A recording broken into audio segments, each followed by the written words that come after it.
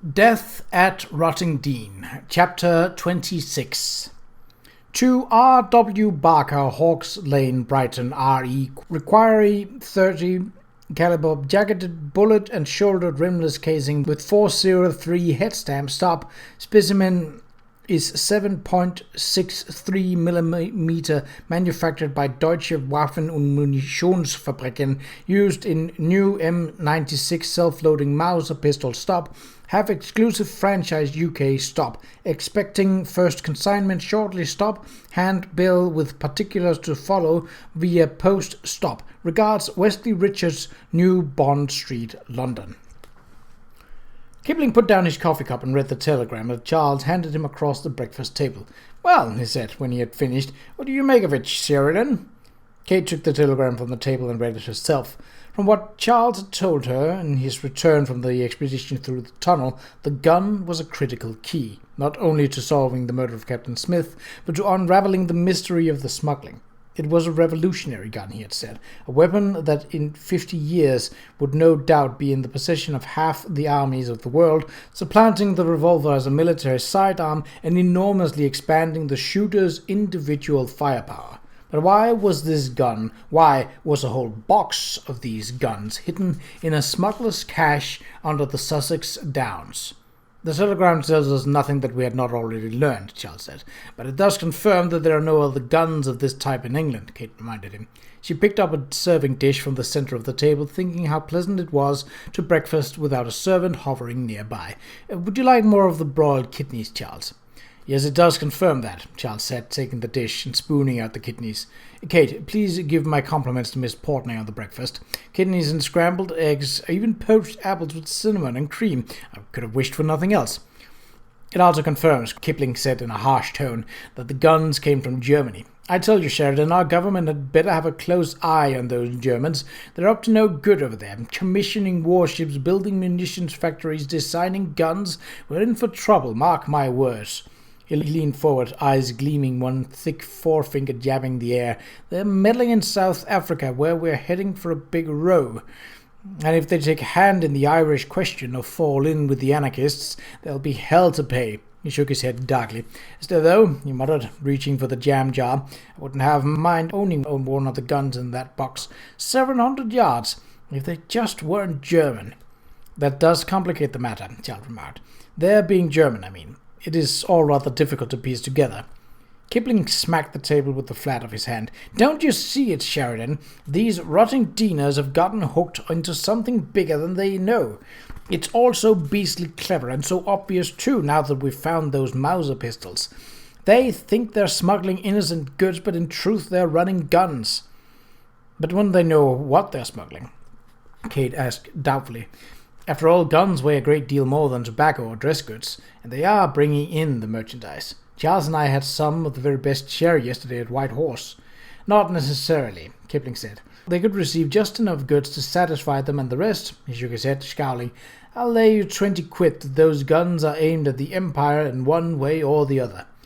"Kipling's right about the possibility of the villagers being deceived," Charles said, "and it would account for some of the details that are puzzling me. The size of that newly enlarged cellar, for instance, and the fact that some of the goods they're bringing in could be imported without duty." Kipling nodded wisely. "You'll see," he said. "Somebody's pulled the wool over these Rottingdeaners' eyes." "Perhaps I'll know more after I talk to Totwell," Charles said. "He's on my list for this morning." He looked at Kate. "And then I will speak to George Radford's widow, and after that, Kipling and I will go to Brighton. Is there anything I can get for you?" "Anything I should want is probably here at a discount," Kate said with a little laugh. "I wonder whether Mrs. Portney is making progress toward the truffles." Kipling looked puzzled. "Truffles?" "A test of the local system of domestic supplies," Kate replied. Charles grinned. "Have you made arrangement for the boy?" "Yes," Kate said. She and Charles had talked late the night before about Patrick. Given what the boy knew, she felt concerned for his safety and proposed that she and Aunt Georgie keep him occupied and out of mischief for the day. "I sent a note to Aunt Georgie suggesting she find Patrick some garden employment this morning, and that we take a picnic to the Downs this afternoon. I thought Patrick might drive the pony and look after us." "Then perhaps the three of you will look after Josie as well," Kipling said. "Carrie is still in bed with her cold. Although, if you ask me," he added, "it's just an excuse to finish Bill Bartwell's story." "Of course," Kate said warmly. "I'd love to take her along. She's a delightful little girl." Kipling leaned on his elbows. "Speaking of the boy, I've been wondering what's to be done with him.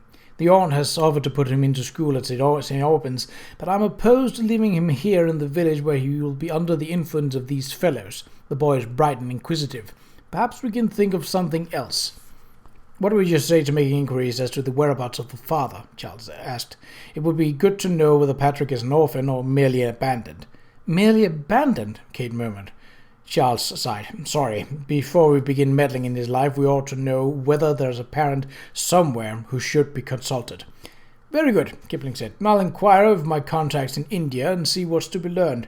He pushed back into his chair and stood up. "Thanks for the breakfast. I'd best get back to the elms and look in on Carrie and young John."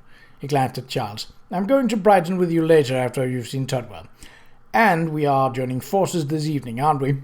"You still want to be in on it?" Charles asked. "I can't promise that there won't be difficulties, especially in view of what the boy told us last night. Of course, that need not trouble us. We only to observe and take notes. Still, do I want to be in on it?" Kipling grinned jauntily. "I'm always up for a jolly good adventure, but I checked the glass this morning and it was beginning to fall. There might be a bit of a blow later this evening, not in time to spoil the picnic, however," he added with a little bow to Kate. "I'll tell Josie she's been invited. It'll please her mightily, and she can spend the morning in the kitchen making her own sandwiches." He went off whistling. It was a busy morning at the stables. In the yard in the front of the smithy under the beech-nut tree, a farrier bent over a horse's hoof, setting a new shoe. Behind him another smith hammered noisily at a bar of hot iron on his anvil while the smith's boy worked the bellows. Two whiskered gentlemen were studying the configuration of a large grey hunter. A uniformed trainer was working a recalcitrant colt in the exercise paddock, and a barefoot ragged boy was dragging fouled hay out of the loose boxes. The boy pointed the way to the stablemaster's office, and Charles took the liberty of opening the door without a preliminary knock.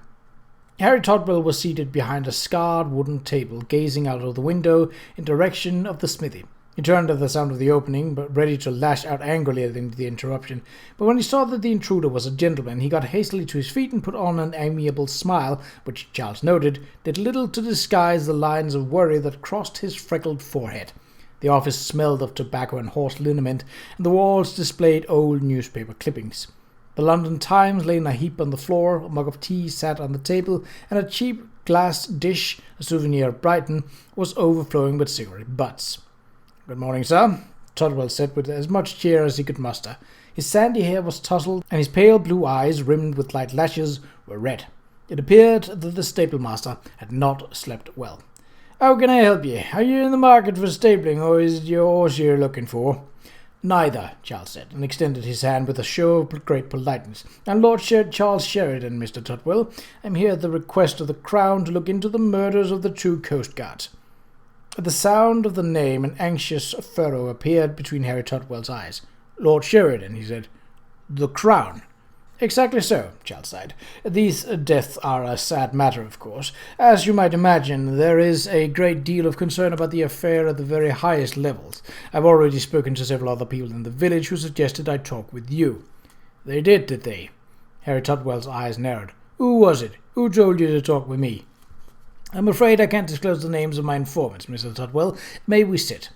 Charles pulled out a chair and sat down, crossing one leg over the other, being ostentatiously careful not to destroy the crease in his trousers. He took off his Homburg hat and perched it carefully on his knee, pulled out his pipe, and began to light it. Eyes fixed on Charles, Harry Todwell slowly lowered himself into his chair, reaching for a crumpled pack of cigarettes. He pulled one out and lit it with a hand that was trembling noticeably. "Well, I don't know what anybody sent you to me," he muttered. "You're wasting your time. I don't know a thing." "I was informed that you might be able to say why the two men were killed," Charles said in a conversational tone, sitting back with his pipe. Harry Todwell's ruddy face was going redder. Why they was killed?" he exclaimed hotly. "How should I know a thing like that? I hardly knew either of 'em. Anyway, I heard Judge Radford killed himself. Are you telling me he was murdered?" "Regrettably, yes," Charles murmured. He glanced up. "I've been given to understand that Captain Smith was a particular friend of yours, Mr. Todwell. I was hoping that you might have some knowledge of his personal affairs." "Particular friend?" Todwell snorted. "I don't know who you've been talking to, but that's wrong. I knew him to talk to, of course, but as for his personal affairs, He paused and his mouth took on a calculating look. "I can name a name or two, though, if you're looking for the captain's friends, or someone who might have a reason to kill him." Charles beamed. "Then I have come to the right man after all." He pulled a leather-bound notebook out of his pocket, uncapped his fountain pen, and waited expectantly. Harry Todwell pushed his mouth in and out as if he were considering something. When he finally spoke, it was with a tone of finality. "You should talk to Trunky Thomas. Trunky owns the bathing machines at the Gap, and he has his own fishing fleet. He'd had regular dealings with the captain." Charles was writing busily. "And what sort of dealings would those be?" There was a fractional pause, and Harry Todwell's sandy eyebrows came together. "Now that's none of my business, is it? I don't go around the village nosing into other people's affairs. I give a hand here and a hand there, and when I see a need, and I keep an eye out to make sure things is going good. I'm an elected member of the parish council, you know." He allowed himself a small smile. "But I keep my business to myself, and I don't ask questions about other folks' business." Having delivered this speech, he sat down back, more at ease now. Charles studied his notes. "A very commendable attitude, Mr. Todwell, but I fear without benefit to the crown. I can't help that now, can I?" There was barely a disguised edge of triumph in Harry Todwell's voice. "But Trunky will be glad to help the crown. As I said, he was close to the captain." "Thank you," Charles said. He looked down at the notebook for a moment, then he glanced up. "Perhaps, though, you can tell me about the tunnels." Harry seemed to catch a lungful of smoke and then began to cough violently. It took him a few moments to recover with the assistance of a gulp of cold tea from the mug at his elbow. "The tunnels?" he asked, when he could speak again. "You mean those old smugglers' tunnels that was dug under the village way back, which have been closed off for years and years?" "Yes," Charles said. "Those tunnels." Harry's jaw worked. "Ain't much to tell. Ain't anything left of 'em either. It'd be dangerous to have something like that open for children and loose in themselves now, wouldn't it? Why, there was a little boy over in Kent, got into a tunnel and got lost and died. I read about it in the Times not 6 months ago. So the tunnels are no longer in use."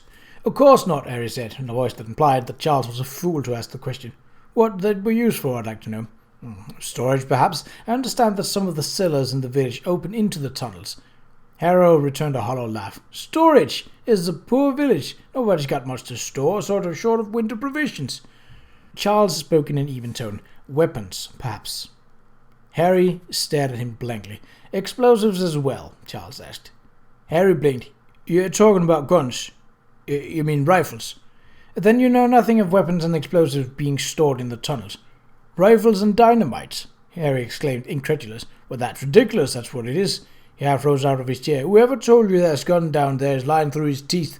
Why, there's nothing down there but—" He stopped. "There's nothing down there at all," he said. "Tell me who said it and I'll—" Charles sat forward, emptied his pipe into the glass dish, and stood. "I believe I have taken enough of your time, Mr. Todwell," he said briskly. "If you think of anything that might be of help, you may reach me at Seabrook House. Good day." Harry sat for a moment after the gentleman had gone, shaking his head.